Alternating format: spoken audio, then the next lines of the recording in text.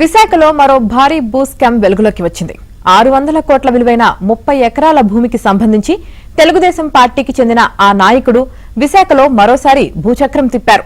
విశాఖ నగరానికి చెందిన ఒక నాయకుడు భీమిలి, ఎండడ, మధురవాడ తదితర ప్రాంతాల్లో భారీగా అసైన్డ్ భూములు సేకరిస్తున్నారు. ఇదే క్రమంలో ఎండాడలోని ఓ సర్వే నెంబర్లో ఉన్న 30 ఎకరాలపై ఆయన కన్ను పడింది. రెవెన్యూ రికార్డుల్లో అది గయాలుగా నమోదైంది. అంటే ప్రభుత్వ భూమి అని అర్థం. 30 ఎకరాల భూమిని చెరపట్టాలని ప్లాన్ వేశారు.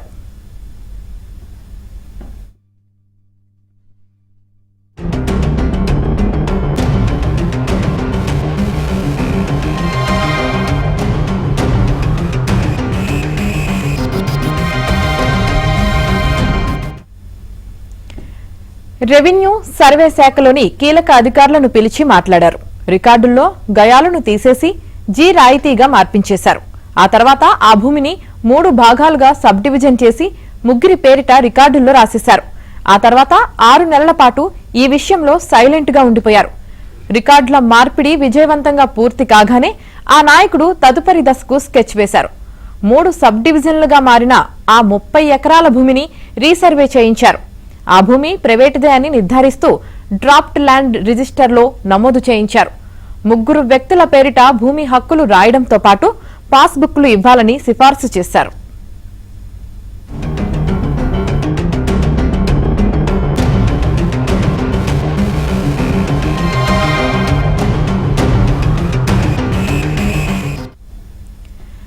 రికార్డుల్లో మార్పులు, చకచక రీసర్వే జరగడంతో రెవెన్యూ ఉన్నతాధికారుల్లో ఎండాడలో ఏదో జరుగుతోంది అనే చిన్న అనుమానం తలెత్తింది.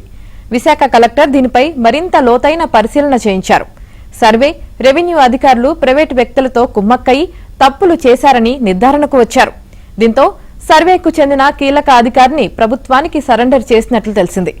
రీసర్వే అనంతరం రూపొందించిన డిఎల్ఆర్ను ఆమోదించకుండా దానిని నిలుపుదల చేసినట్లు తెలిసింది.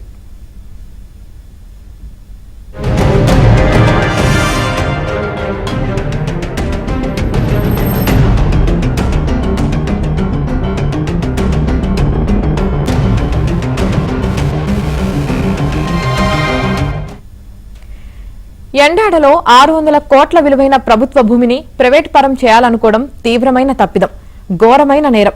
అలాంటి నేరానికి పాల్పడిన ప్రైవేటు వ్యక్తులు, అధికారులపై కఠిన చర్యలు తీసుకుంటేనే భవిష్యత్తులో ప్రభుత్వ భూముల జోలికి రావడానికి ఎవరైనా భయపడతారు.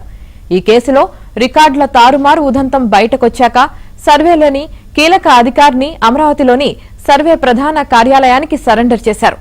ఆ తర్వాత దీనిపై ఉన్నత స్థాయి విచారణకు ఆదేశించాల్సి ఉంది. విచిత్రం ఏమిటంటే ఆరోపణలు ఎదుర్కొంటున్న అధికారికి కేవలం షోకాజ్ నోటీస్ ఇచ్చి వదిలేశారు. తనకు మళ్లీ విశాఖలోనే పోస్టింగ్ ఇప్పించాలని పెద్దల చుట్టూ ప్రదక్షిణలు చేస్తున్నారు.